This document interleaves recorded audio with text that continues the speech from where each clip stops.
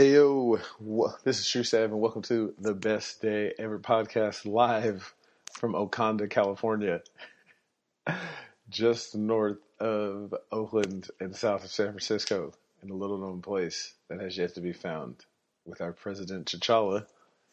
You guys might have heard of him. If you haven't, watch the movie. You'll learn all about him. All right, so in Tru Sav exciting news, no, that's not your business yet. I'm still working on it. I think I found a co-host. And we might have our first interview with Rapnik Vaughn. Do your Googles. Go to Instagram. Very interesting person. Local artist. Funny guy. So, moving along. Started working 2 jobs. It is not the funnest thing. I'm here to tell you. Sleep is at a premium. But I will gladly miss some sleep so that I can plan episodes to talk to you guys. Trust me, it's worth it. Since last time, we're talking about slapping coworkers, and I've been thinking about it every day. I promise you. These kids are something else. And one of the funny things I saw this week also was we got paid. Now, again, none of these kids know that I have, they know I have a second job, but I don't tell them where I live or whatever the case may be as far as finances. So I get to kind of watch how they act and how they move and stuff like that. One of the young ladies I worked with, she said, what was it? I'm tired right now. She said she worked 120 hours in the last 2 weeks because they've been short a lot of people. So there's been no one at the front desk, and they've been having to clean the gym and all types of stuff. So I asked her, like, well, what are you going to do with all this money that you made? And she's like, oh, I think I'm going to buy the new iPhone. And I kind of paused and was like, yeah, that's a really good decision. You're going to buy a phone. All right, whatever. It's not my money. I respect it. Whatever. And she showed me her Apple Watch, and I didn't even know what an Apple Watch was. It for you old people, it looks like the watch in Knight Rider. And apparently, you can Facebook, Snapchat, send text messages, be on the internet, all that, all from the comfort of your wrist. So I mean, it's cool technology. Don't get me wrong. I probably would have done the same thing when I was her age, but as an elder statesman, I don't think I would have bought the Apple Watch or the brand new iPhone. But if you live at home with your parents and you don't got to pay rent, it's probably a good buy. Hey, God bless her. That's not my business. Coming to Thursdays, presented by the Best Day Ever podcast. So, as I'm thinking about why I shouldn't slap some of my coworkers,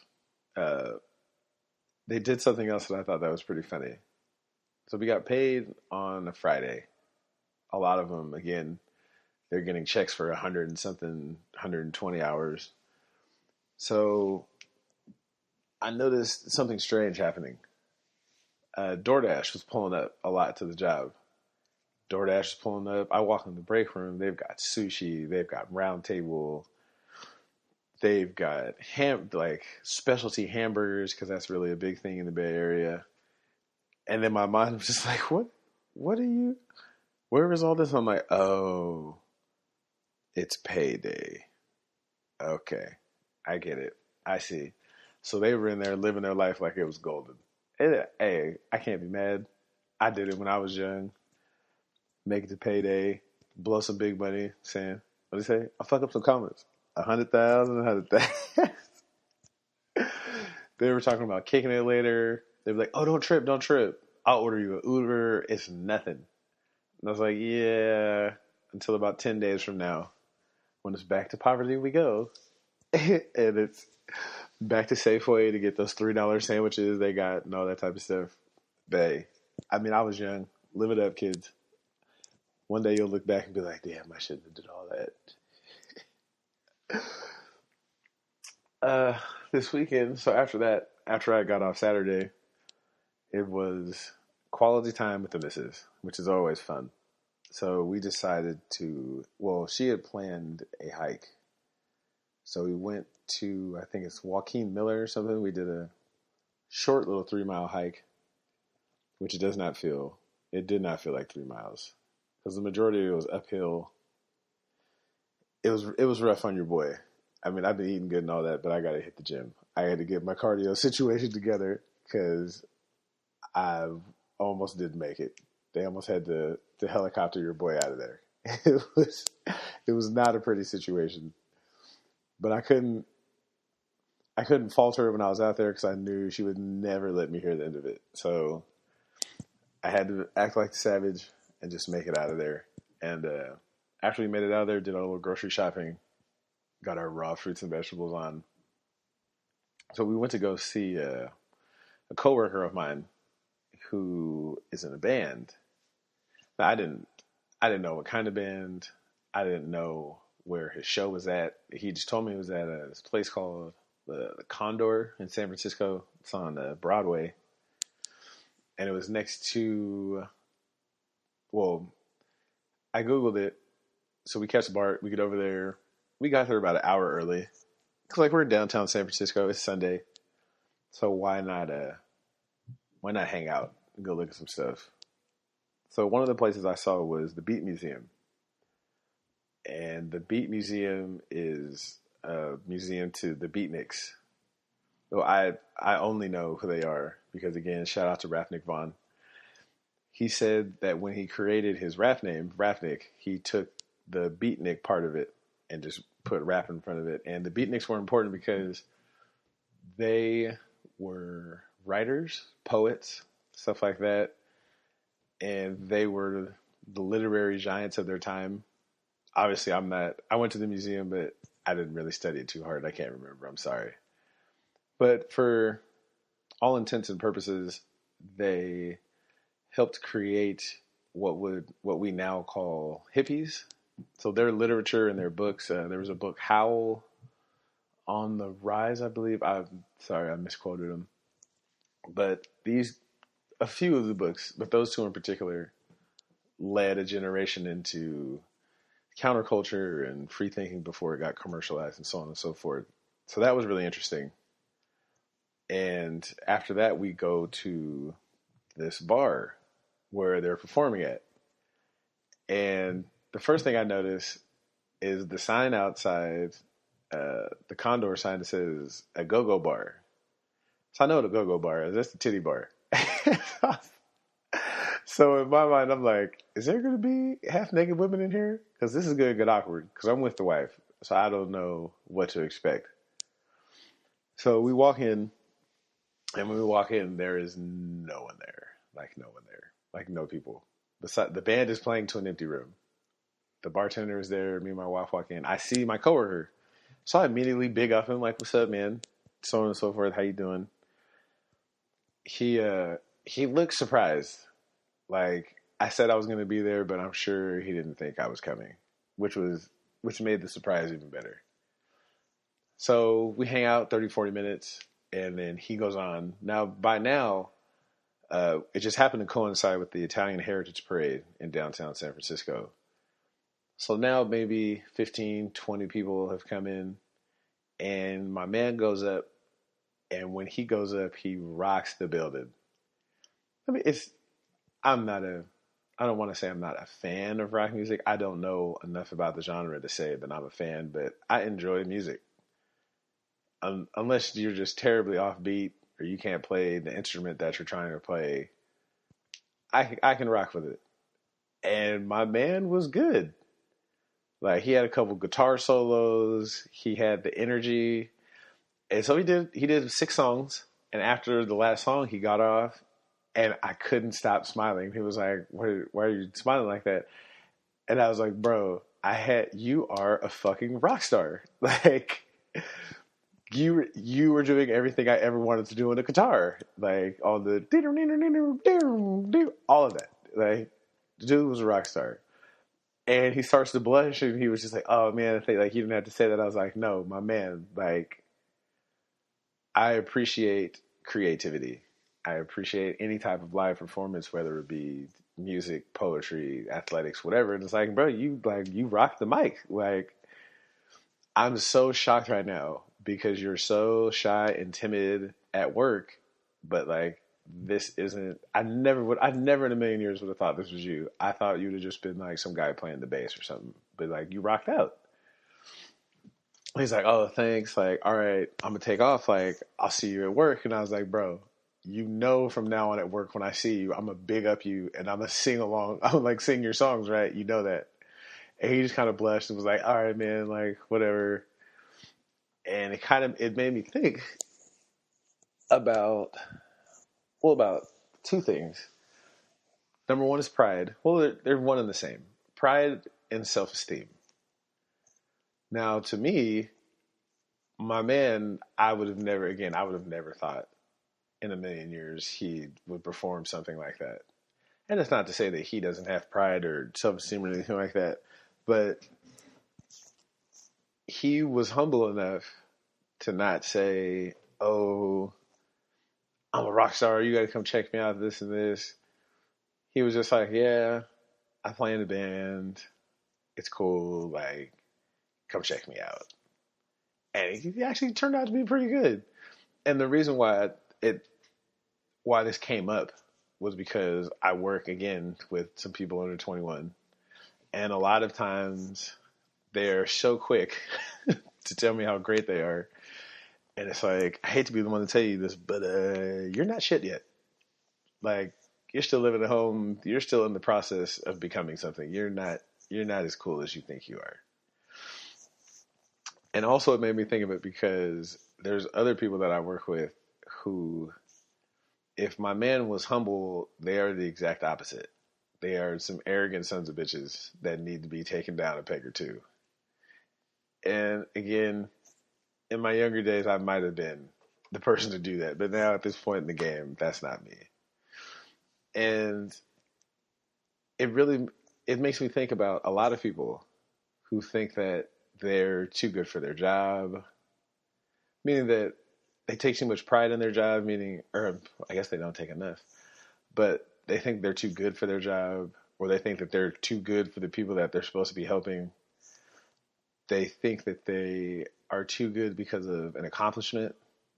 Something, a very easy reminder for people that are old would be somebody like my man Al Bundy. They'd be like, what? It's Al Bundy. He scored 5 touchdowns in a high school football game. Like, we all know that guy. We all know him.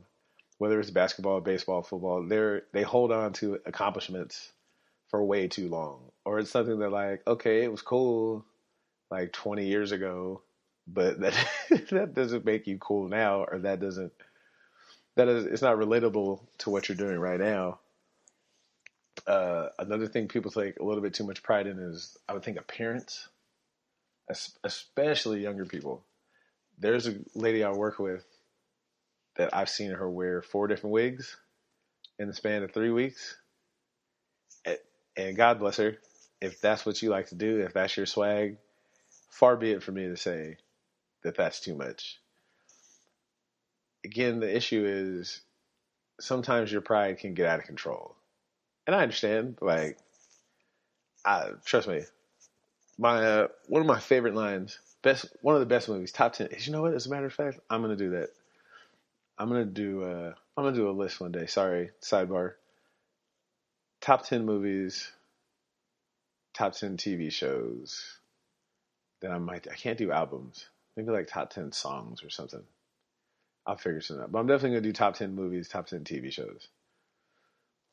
But then I have to distinguish Netflix. We'll figure it out. Anyway, Devil's Advocate, Al Pacino, Keanu Reeves, top 10, damn near top 5, best movie I've ever seen. And one of my favorite lines in there is when Al Pacino is talking to Keanu Reeves, and it's the end of the movie. He's going on his monologue, and Al Pacino's character says to Keanu Reeves, "Vanity is my favorite sin. It's so basic. Self-love, the all-natural opiate." And I think we all fall victim to pride, the positive side and the negative side. I mean, it's so easy to get caught up in. You don't need someone to tell you how great you are. You can just think it. I think I'm great because I drive this Benz. I'm great because I bought this weave. I'm great because of this phone or my relationship, stuff like that.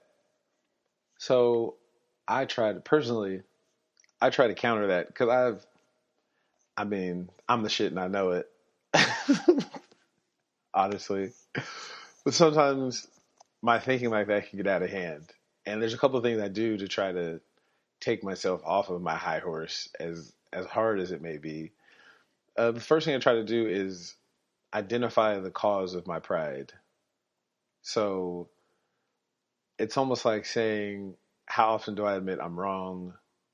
Why do I want others to see or hear me? Why do I talk about myself or my opinion so much to other people? And it kind of brings me back down off of my heart. Because in my mind, pride or self-esteem, it comes from confidence. And if you're confident in yourself, a lot of times you don't think to ask for other people's help. You don't think about other people's opinions. And that can come off as arrogant, even if you're right. Even if you're right every time, people don't want to hear a motherfucker that knows everything. I don't give a damn if you're right every time. You're like, oh, look at this know it all motherfuckers. So, sometimes it's best to just remain quiet. I try to analyze or compare my pride to reality. Now, as much as I think I was the greatest thing to ever put on a pair of shoulder pads and a helmet, that's not necessarily true. I'd like to believe it, but it's not. And it's easy to believe you are. And sometimes we surround ourselves with yes men, or you don't challenge yourself. So if I'm playing poker with a whole bunch of people I know I can beat and I continually play them, then in reality I may be good, but it's also the people that I'm playing with. That's the thing. I also try to seek feedback from other people. It's hard to take criticism from people. That's a very hard thing to do. No one wants to be criticized or critiqued. No one wants to be told that something that they did was stupid as fuck. Trust me, I feel it. Share credit and build others up. I had to learn that one to be management. That came from knowing every damn thing. Because again, if you present it as you know everything and you're all knowing, people aren't going to like that. In previous relationships before my wife, I'd actually had two of the people I dated told me the same thing. They said, and it was weird because they both described it the same way. They said, sometimes when you talk to me, I know what you're saying is right, but the way it comes off, you make it seem like I'm this little tiny person and you're this big giant person, and there's nothing that I can do to equal up what you're doing or saying. And I thought, damn, that's not cool. And I thought, how would that make me feel if someone was talking to me like that? So it's difficult, but then there comes with building others up also, where sometimes you have to share the spotlight. Or what is it? How do I describe it? You have to, just like my man in the bar. I don't know if he'll ever get a record deal. I don't know if that's what his goal was, but I could have made it about me and been like, oh yeah, it was so nice of me to come, this and this and this. But instead it was, that you're a fucking rock star. You're the shit. Whenever you have a show, let me know. And I could see it made him feel better because it was an awkward situation. Like, we don't really hang out outside of work, and here it is. Here I am. And so now we've got to come up with something to talk about, and so on and so forth. But that's probably one of the tougher ones. The one that I've really had a problem with was admitting your own mistakes. When I was younger, I suffered from it wasn't my fault syndrome. It was never my fault. It was always the teacher's fault. It was always my classmates' fault. It was always the coach's fault. It was the police's fault. It was my parents' fault. It was God's fault in her infinite wisdom. But I forgot. We can't talk about that. That's another time. And one day, I was in psychology class. Oh no, I was talking to my psychiatrist, and I was going on about this person did this and this person did that, and he stopped me and he said, "Well, when was it ever your fault?" I said, "Well, what do you mean? I just told you it wasn't my fault. It was all these other people's faults." And he said, "Okay." It's like I heard you say that, but the common denominator in all of those scenarios is you. So if all of those bad things happened and you were the common denominator, you had to play a little bit of a part in that. And I stopped for a second and was like, well, damn. He is right. He is absolutely right. And after that, it made me more cognizant of when I actually was wrong. And it made me stop and think like, damn, there has been situations where I was wrong, and my pride, I couldn't take my pride out of the situation and just admit like, you know what, I was wrong. I shouldn't have did that, or I did the wrong thing. And amazingly now, that ends a lot of arguments.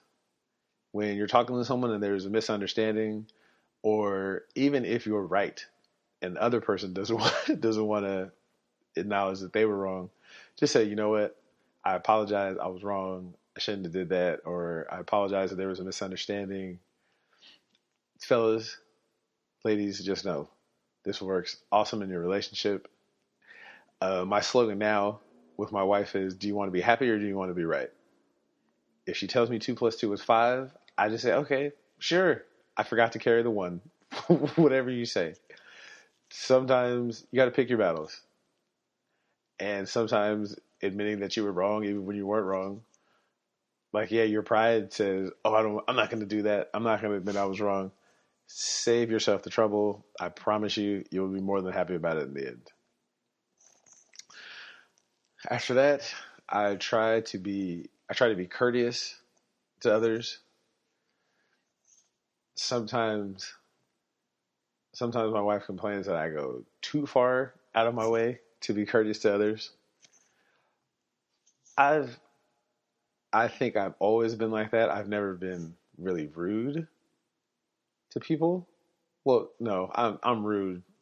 If you're an ass, then like I'll be rude back. But just from the beginning, I'm not rude for no reason.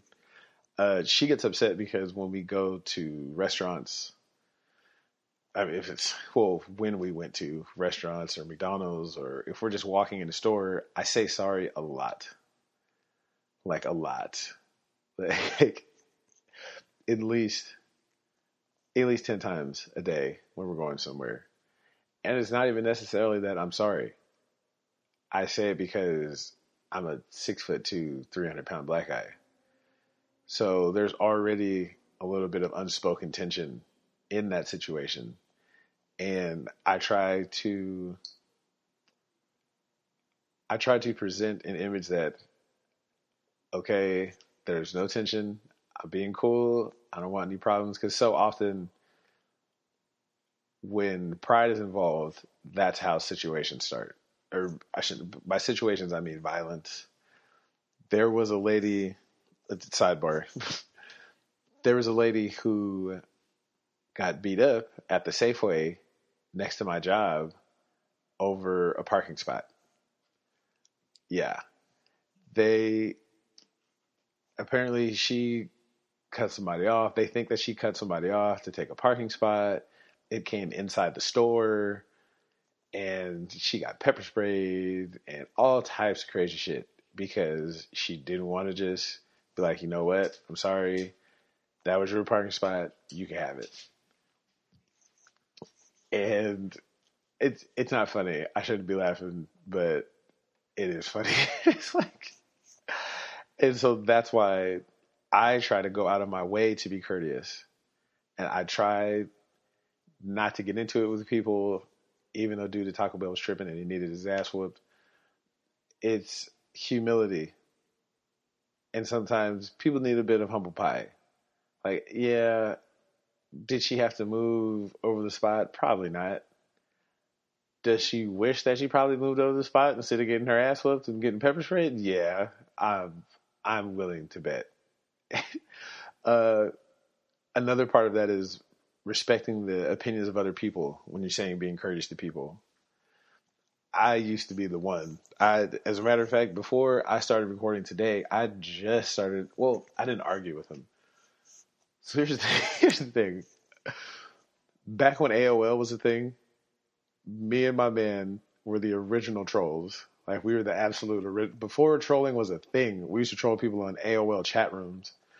We would go into like KKK or I hate black people chat rooms, and we would just mess with these white people in there. We would just say all types of crazy stuff to get them all mad, and they would get banned and all types of stuff, because we knew how to control our emotions, and especially when you're talking about people's opinions, that's how they really get riled up. And I'm in a group. What is it? What is it called? I don't care what you think. I just want to know what you think. Holy shit. We've got a call from Cindy Mac. Hold on. We got to take this. Hold on. All right. Through the process of movie magic, we're back. I had to talk to Cindy Mac real quick. She works 3 jobs now. Yeah. She works 7 days. She works 5 days, 2 days, and 6. 7 of the days she works overnight. The other 3 she works from like 3 to 9. Then like 2 to 11. Then 3 to 9. And then on the weekends it's like 2 in the morning to 11 in the morning, 3 p.m. to 9 p.m., then 11 p.m. to 6 in the morning to work at 3. It's crazy. She's a beast. But I'm telling you, we're gonna get on the That's Not My Business with Cindy Mac facts. It's gonna happen. I don't know when. I already got the cover art worked out. I'll post some pictures on the Instagram. It's gonna be player. Now, this group that I was in, it's, for the most part, it's a lot of atheists. It's a lot of people who were really into church who aren't into church anymore. And they're constantly posting memes about, if you believe in God and you believe in fairy tales and you believe in this white man's God and so on and so forth. Now, I'm not going to get into any of that right now, but I like to go on there, and when they post stuff like that, I say, it's okay, God still loves you. I never tell them they're wrong. I never say they're stupid or anything like that. And they always respond with the same thing. Well, you're dumb because you believe Jesus is going to save you. Ha ha ha. And I was like, well, did I say I believe that? Well, you have to because you posted this and this. And it's a little asshole-ish of me. I know. But I get bored sometimes. I get bored of saying nice things and talking to people with respect. I like to mess with people sometimes. But nonetheless, respecting people's opinion is a big thing. And knowing how to accept criticism is a big thing. Let's see. Offer meaningful compliments. That's, I don't want to say one I had to work on, but that's one that I learned early on was a step towards humility. One of my favorite, especially when talking to people in customer service jobs, people who just get disrespected all day. Oh, wait. Well, let me finish off why my wife hates me saying sorry, and I'll come back to that. So I say sorry all the time, especially in restaurants or food service things, because I know how thankless it is. And I don't want to come off as being an asshole because I don't want to get my food spit in. I don't want to get my food messed with for any reason. And a lot of times it takes a lot of tension out of a situation if someone is acquiescing to the other person. Like, you know what, sorry, I didn't mean to cut you off. My apologies. Or if I say something that could be misconstrued as mean or demeaning, something like that, I immediately say, "Oh, I'm sorry. I didn't mean to do that. My apologies." And it bugs her to no death. But I try to let her know, it's like, when you do that, this is why I get the big cup when I ask for water. "Oh, can I have a cup of water? I just want the big one. I'm not going to get soda. I'm not going to do anything silly." Or people give me extra stuff because they know I'm going out of my way to be courteous. I want you to know that I'm treating you with respect. And that also goes into offering meaningful compliments.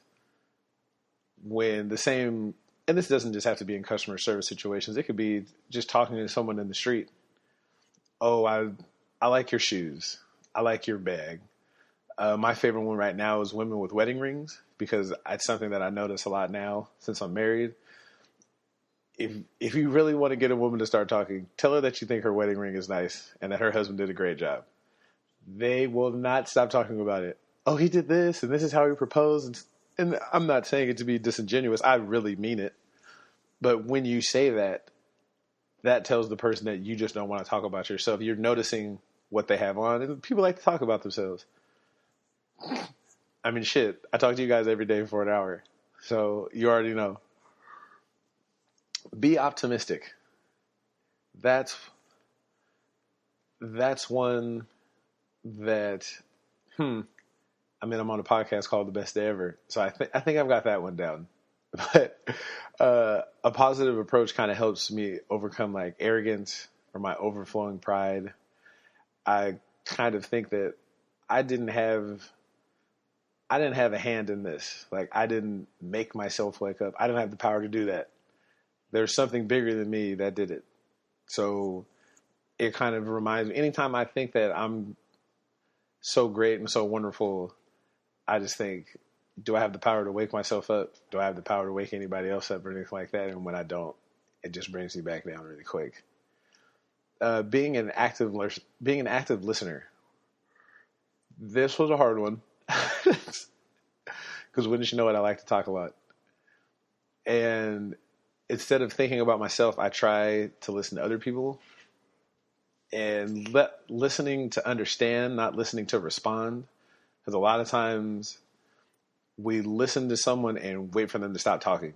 Or we wait for the break in the conversation so that we can insert ourselves in. So that, "Oh, well, I'm going to the football game. Oh, well, I was a VIP in the football game." A lot stuff like that. It's like, no, listen and respond to what they're saying. Don't listen just for the break. Remembering information about people is important also. So if you see someone at work every day and you can't remember their name, that's kind of, well, no, that's some disrespectful shit. Because if I see you every day and you can't remember my name, or even the guy at the store, then that to me says I'm not worth remembering. Like, I'm so inconsequential to you that you don't even have to remember my name. So that's another thing. Or how many kids they have. Now, I'm not saying you have to remember every person's name or every kid's name, but something that's major to them, something that someone brings up on a consistent basis, you might want to remember that if you would like to appear that you hold this person in some sort of respectful regard.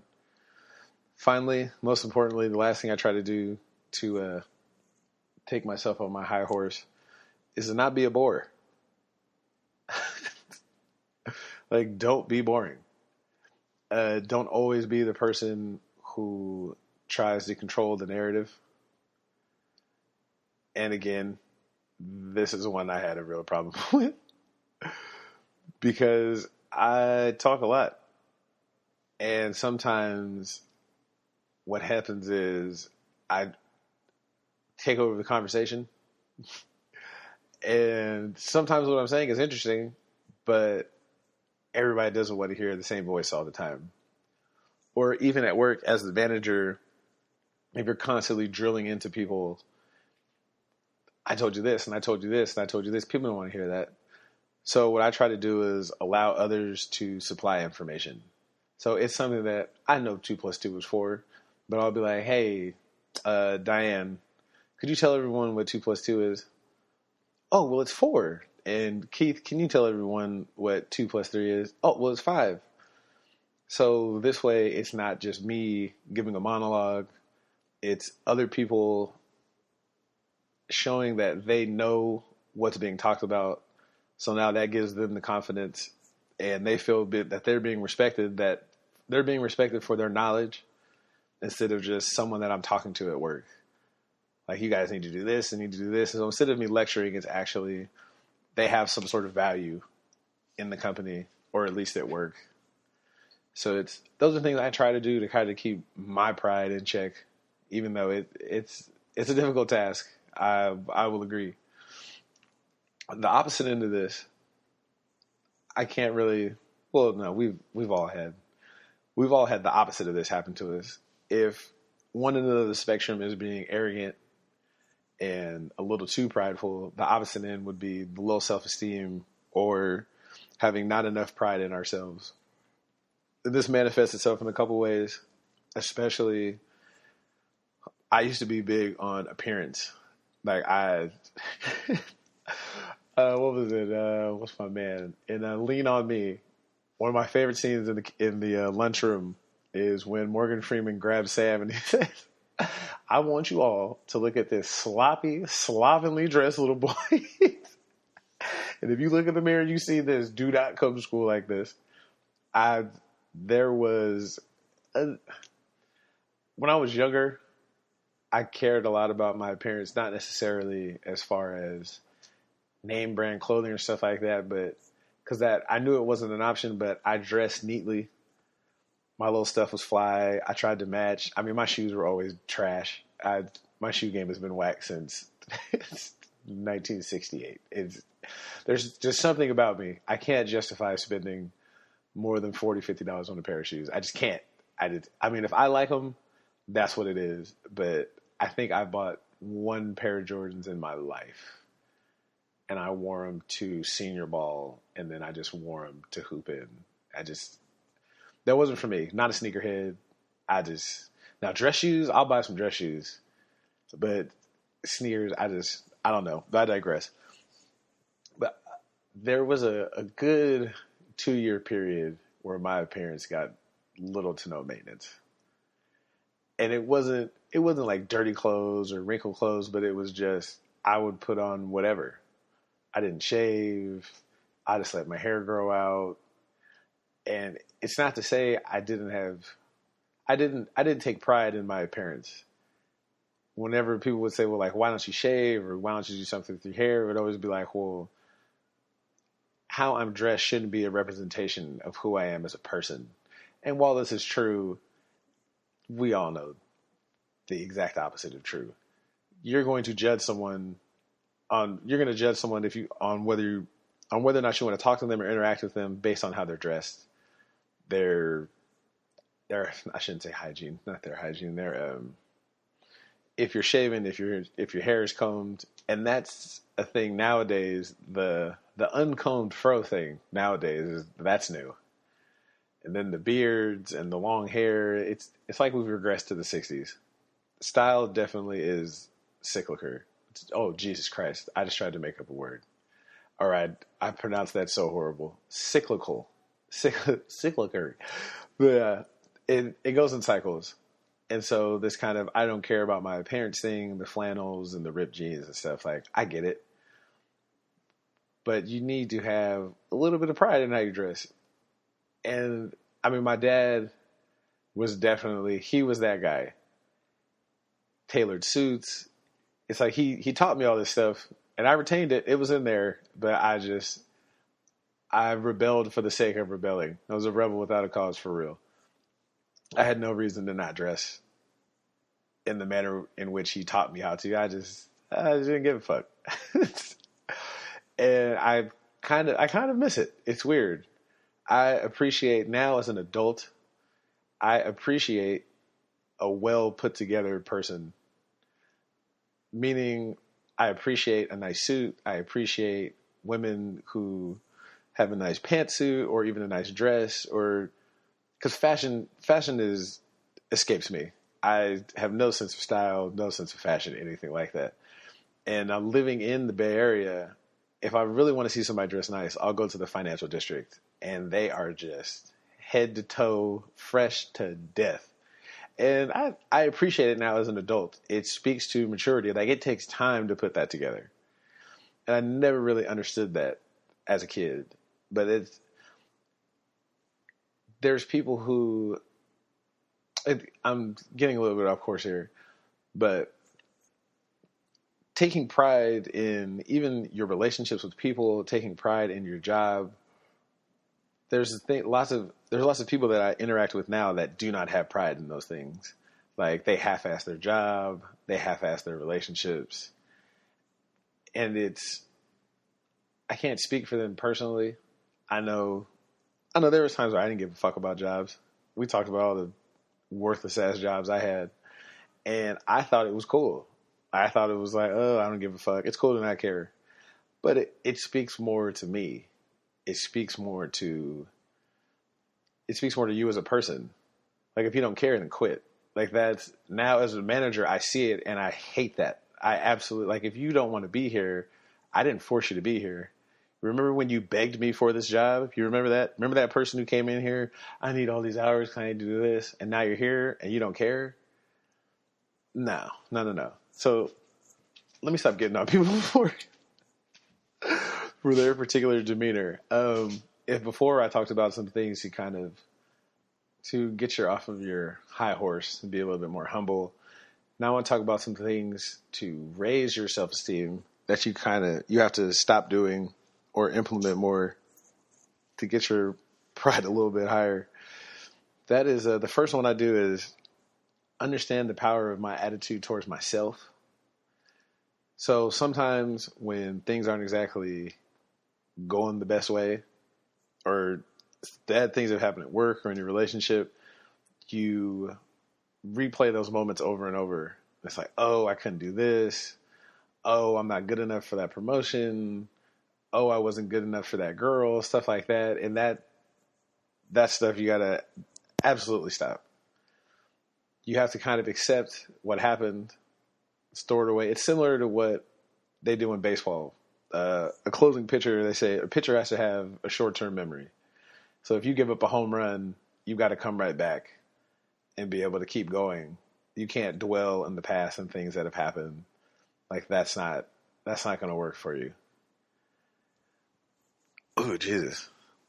So after that, it's to overcome your fear of self-love. That's another one.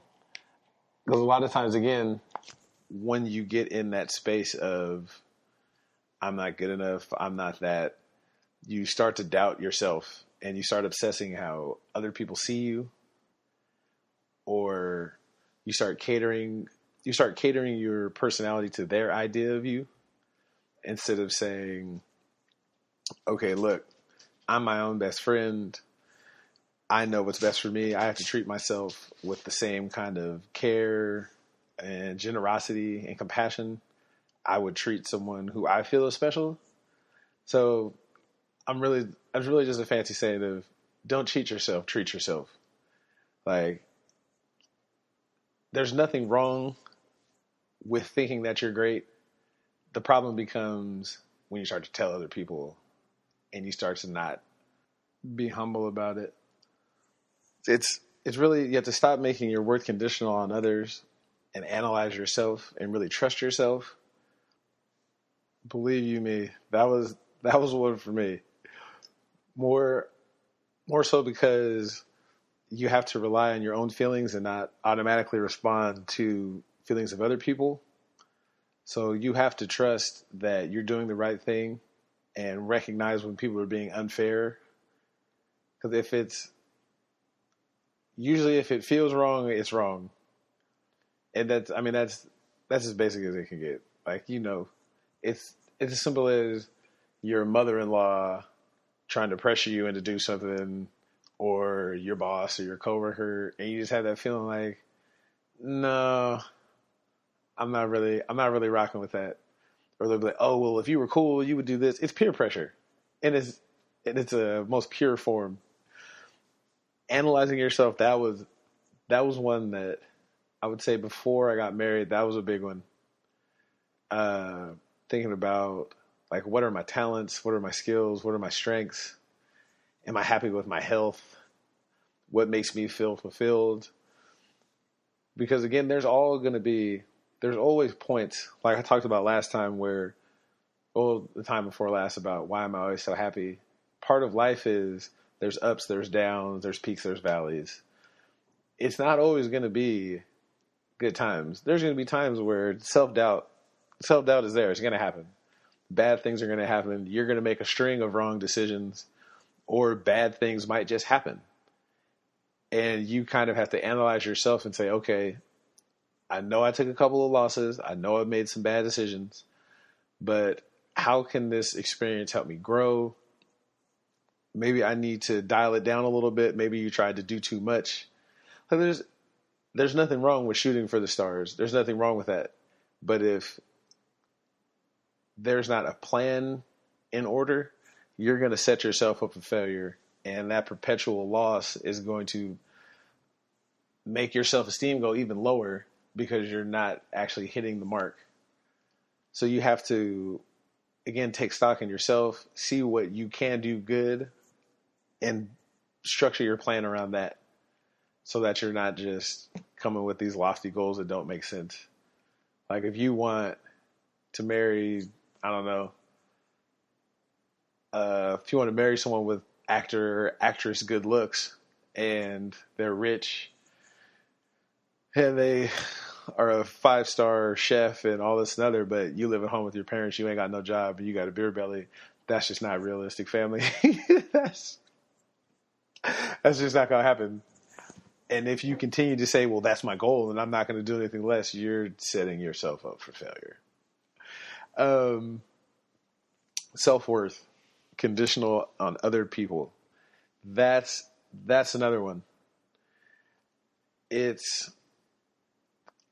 I'm guilty of this one too, because a lot of times I would go out of my way to do stuff for my parent. Like it's like, oh, let me do this and let me take the baby, and oh, you need this, and they would kind of drop oh, we need help with this or help with that or such and such and such. So I would take it upon myself to be like, oh, well, I got to be a good kid. I got to be a good son. I got to do this. I got to do that. And I'm not saying that they intentionally did it, but when people know that they can get an emotional reaction out of you by doing that, they'll do it. I mean, I've done it. You've done it. We know that person in the office that you can get to do your job by saying, hey, Mark, I'm having a really hard time with this document over here.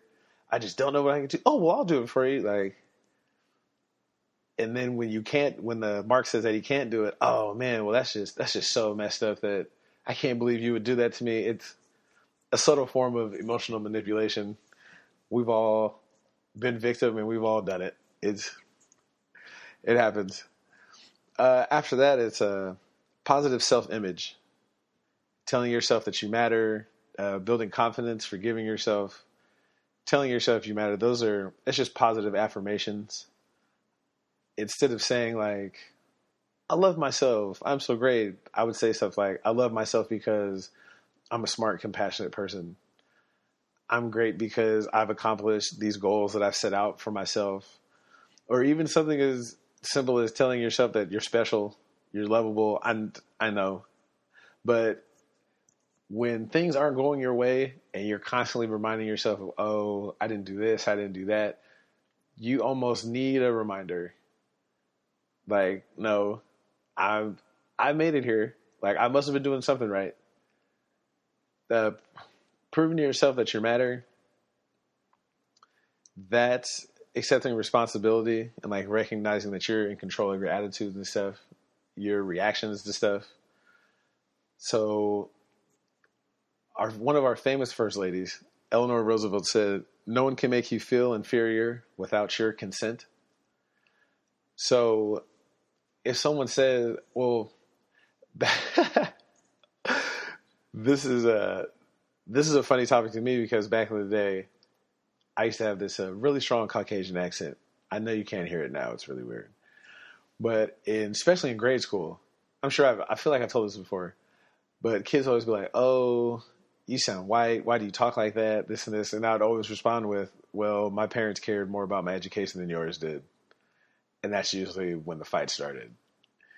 But people who see how confident you are, even your lack of confidence, will try to make you feel even worse about yourself. And it's your responsibility to not fall prey to that. And you kind of have to know that you kind of have to guard your self-esteem and guard your pride and not let other people talk down to you or talk negatively about you. It's a stepping stone to building your self-confidence. You have to block negative thoughts, negative people, be assertive with people. I tell my wife all the time, like, if you have to ask, the answer is always no. Can I have some of your milkshake, or can I have this? Like, if you ask, I'm always going to say no. But if you walk up and be like, hey, let me have some, or I want a sip. Now, that's not to say that you need to be aggressive or try to overpower people and say, that's not what I'm saying. But when everything is, can I have this, or may I, you're not going to get what you want. And as far as blocking negative thoughts, sometimes, again, we get into that perpetual thought of, well, I failed last time I did this, it's going to happen again, or I'm not going to pass this test, I'm not going to get that promotion. You have to think positive thoughts about yourself. And again, it's baby steps. Mental health, again, is a serious issue. I'm not a professional. I always suggest, anytime I talk to somebody about anything like this, go talk to a counselor, individual, couples counseling. It doesn't mean that anything is wrong with you. It's just sometimes your friends and family aren't able to provide professional advice because they know you. Sometimes the hardest person to tell the truth to is people that you love or you care about. As much as people need to tell me, like, you need to stop fucking drinking all the time, you're drunk every goddamn day, get your shit together. No one ever said that. They would just be like, well, that's him, and he's living his life, so I can't really say it. But when you explain it to a stranger and you try to rationalize that, the stranger's going to look at you and be like, what the fuck is wrong with you? Why are you doing that? That goes to my next point, seeing your worth. Valuing yourself regardless of your job or your earnings. So I tell people all the time, like, you're not your job. Just because you work here at Dickies doesn't mean that you're a barbecue pitmaster. Like, that's not who you are as a person. Like, that's not all that you've accomplished. Just like my man, who was the rock star that we didn't know about. Sometimes people get caught up in their jobs, and that's even high-paying jobs. If you're the CEO of whatever and you lose your job, that job is not now beneath you. Fuck me, for example. Before I worked at Dickies, I was a pretty good gambler. I was on the other side of the law. And again, I was making enough money to support myself, pay all my bills. It was nice getting up at fucking 10 o'clock whenever I felt like waking up. There was no alarm. There was nights where I didn't have to work for 2-3 days in a row, whatever. So to now have to come in and punch a clock and take orders from somebody who shouldn't be in charge of picking up shit, like, there's days where I'm just like, man, oh, how the mighty have fallen. But I realized that it was a choice. I made that choice. I said, look, this is the life I want to live. I don't want to live like that anymore. So I had to swallow my pride, and I had to come in there and I have to work jobs that I necessarily wouldn't have taken years ago. But it keeps me humble, and it reminds me, like, these are the choices that you made in your life that have brought you to this point. It's no one's fault. That doesn't mean that you're a bad person or that this is beneath you to do something like this. This is what it takes for you to do. It's just another stepping stone in what's got to be done. Valuing your time. That's a big one. Again, yeah, thanks for that. Thank you. I appreciate that.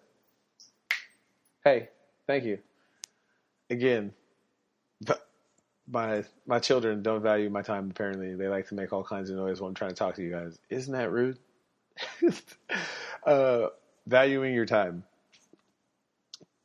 of like resenting loss of time and unhealthy balance at times. Like if you're just work, work, work, you don't have time for stuff for yourself. I definitely didn't value my time. I would go out of my way to do stuff for people. It's like, oh, I have to do this. I have to do that. What will they do if I don't do this?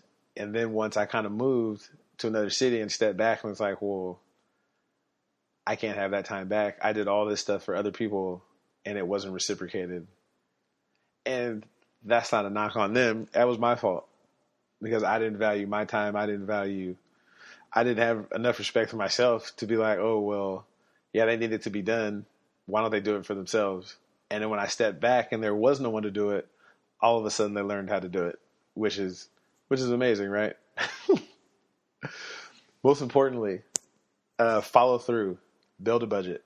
Well, those are two separate things. Following through, that's the big one. When you set a plan or you make a goal, or you set a goal, make a plan, following through is the thing. If you say you're not going to eat, like I did, I said I'm not going to do bread, meat, whatever for 90 days. If you slip and do one day, like, okay, that's fine. Accidents happen. But see out the whole 90 days, so at least it's 89-1. Don't just get to day 14, 15 and be like, oh, well, I messed up. That's it. Because now you're getting into negative self-talk, and it's just, again, you're going to get into that cycle of, oh, I couldn't do it. I knew I couldn't do it. Woe is me. And it's going to be a one-person pity party. Nobody wants to see that. Because after you start following through on plans, that's when you can start visualizing.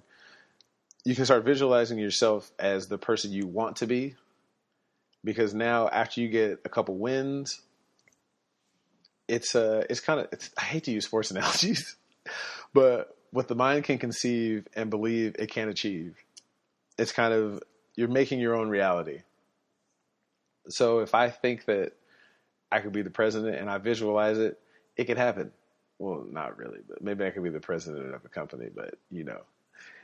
And we'll see. Look at that negative self-talk right there. I should be affirming myself because if I put my mind to it, I'm sure I could make some connections, do something like that. But it's taking out self-doubt, because that's the number one enemy that you have is self-doubt. One of the things that I do also, I do something that scares me every day. It could be learning a new skill, talking to someone I don't know. I mean, in the age of information, it's easy to talk to someone that you don't know.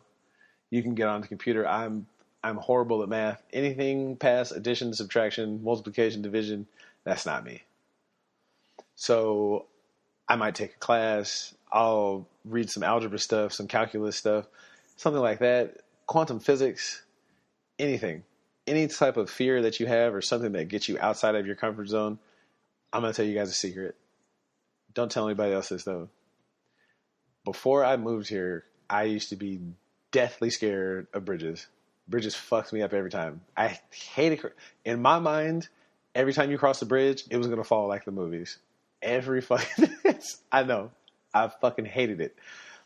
So much so that, like, I would damn near pass out when I was driving because I would be so nervous to cross the Bay Bridge because it's so big and I would just lose my mind. So to get over this, one of the things that me and my wife did was, for our list of things to do together, was walk across the Golden Gate Bridge. The Golden Gate Bridge is big than a motherfucker. And it's high. And if you look over it, it looks high. So I tried to play it off. I tried to be cool. And we walked across. I was nervous. I was never been this nervous before in my life. I don't know where I got this fear of bridges from. It's not like there's a lot of bridges in Sacramento. It's really weird. But we walked across the first time. Then when we walked back, I was a little less scared.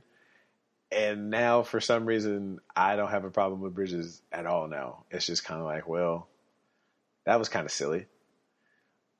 And things like that, like, it might not be as easy as crossing bridges for you, or for someone you know, it might be talking to that person that they find attractive, or asking for that promotion, or dealing with a in-law or a spouse, something like that.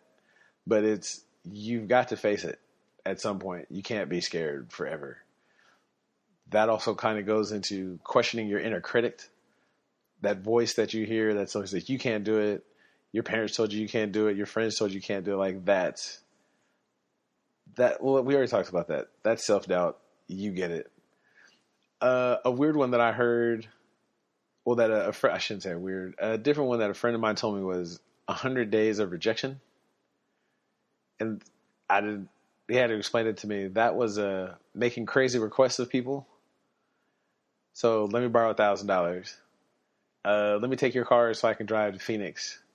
Can you buy me plane tickets so I can go to Russia? And it's not because these are requests that you really want. It's so that you can get used to people saying no. And once you hear people say no enough, it doesn't become that big of a deal for you. And that was a little deep for me. But I understood the point of it. I mean, any guy will tell you, we hear no all the time. Go to a club on Friday or Saturday, you'll hear no a lot. But I digress. That's a different situation for a different day. Last one I do, set yourself up to win. And well, I guess I got to talk about the budget one. We'll talk about the budget one first.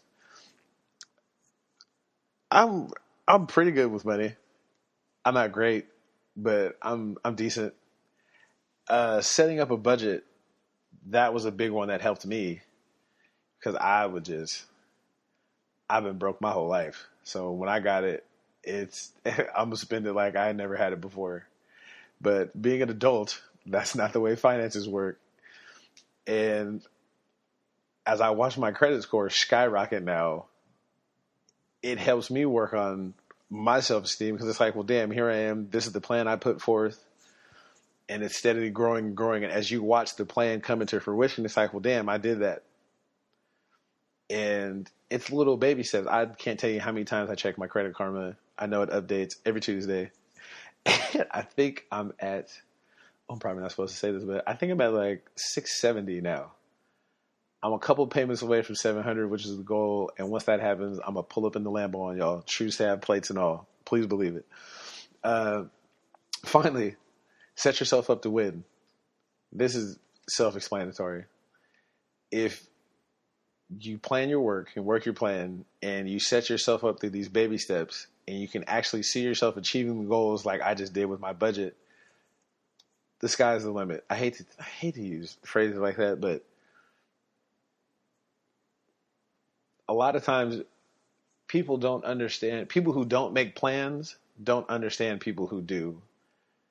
Because it's like, well, oh yeah, that's going to take 4 or 5 years. And I used to tell my wife, was like, my favorite question to her when she would say something like that was, how do you eat an elephant? And she's like, what? It's like, how do you eat an elephant? It's like, I don't know. I said, one bite at a time. So while eating an elephant is going to take you forever, if you plan it out, it can be attainable. It's a scary thing to try to think about it because it's so overwhelming. But when you really break it down into steps, it's not that hard.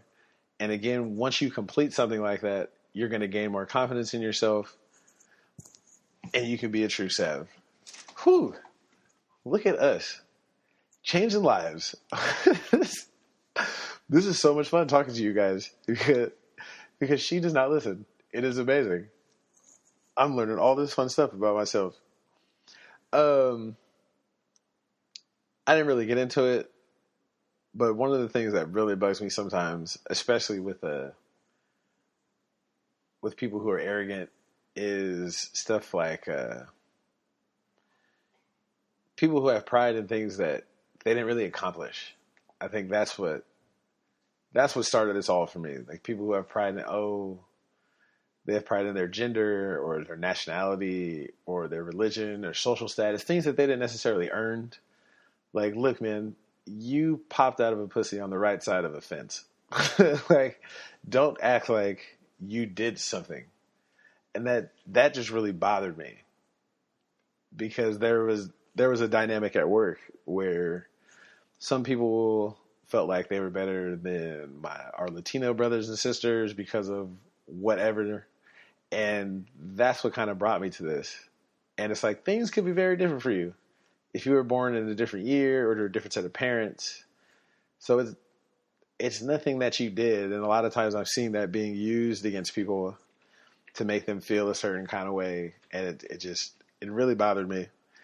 One of the things my mom used to always tell me when I was younger that I didn't even really notice or think about now was it was always chin up, shoulders back, chest out. And as a kid, I was like, that just seems like a really weird thing. And I was telling my wife a story about this club we used to go to. It's over now. It's defunct. It's the Rage. If you're from Sacramento, you know about the Rage. I've got a couple club stories about that we'll tell later on in Tru Sav Chronicles coming soon. The security guards at the Rage hated me with a passion. Absolutely hated me. And it was weird because I didn't get sloppy drunk and start fights.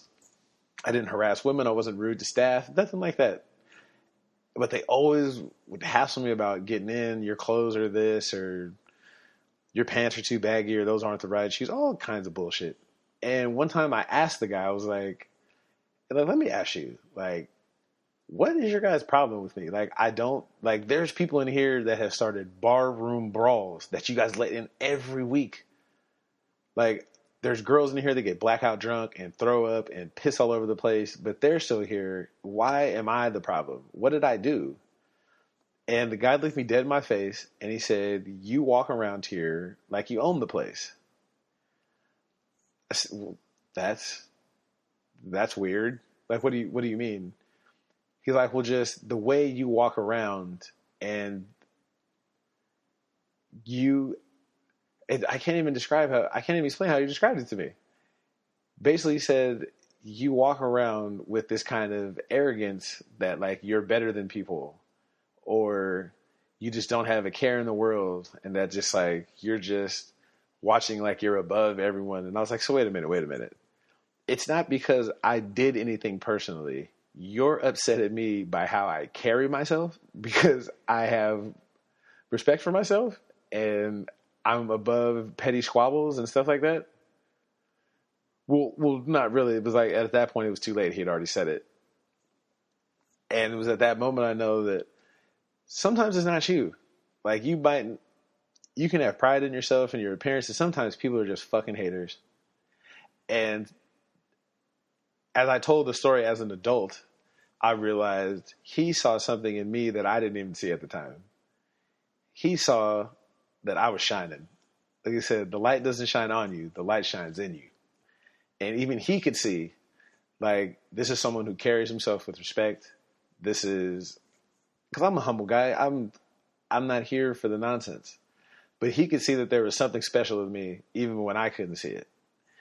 And that's something that I tell people that I work with now, especially women. This is another story that we're going to tell. The Pimp Chronicles is going to be funny.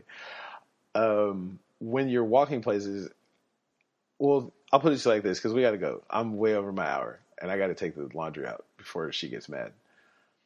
The next time you're walking around, whether it be to work or at an event or something, I want you to look at how people walk. Not necessarily their stride, but what are people looking at when they walk? Because there are certain things at a certain point in my life. There were certain things that I would look for in people. If I'm going to approach a woman and I'm trying to talk to her and she's walking with her head up, looking where she's going with a semi-confident walk, I'm not going to baby her. That's not going to work. I can tell just by looking at her, you've got too much confidence. Your head is up. You're looking where you're going. Mm-mm. What I'm looking for is the woman who's walking with her head down, not really looking where she's going, like moving out of people's way as they walk by. That's the one. Hey, baby. And they're going to look every time. Try a social experiment. The next time you're out, if you see, you can do it with anybody, man, woman. If you see someone walking with their head down, kind of just shuffling along, that's going to be the person that responds to it. Hey, something like that. If they're walking with their head up, they're not going to respond to that because that's going to be like, what? I know you're not talking to me. But that's for another episode. That's going to be really interesting. That's not my business. I'm trying to get it together. I'm trying to get a co-host because I'm not up on my celebrity gossip. I don't really got nothing for y'all. And I don't feel like that's going to be worth your time. Uh, Questions, comments, concerns, bestdayeverpodcast at gmail.com. Tru Sav Comedy, Facebook, Instagram, Twitter. Jesus. I posted the pictures from this weekend. Those are pretty funny. Go check those out. We went bowling today and I got my ass whooped, but that's another subject for another story. I will see you guys next week. I can't get yesterday back. I don't know if I'm going to get tomorrow, so that makes today the best day ever. All right, y'all. Peace.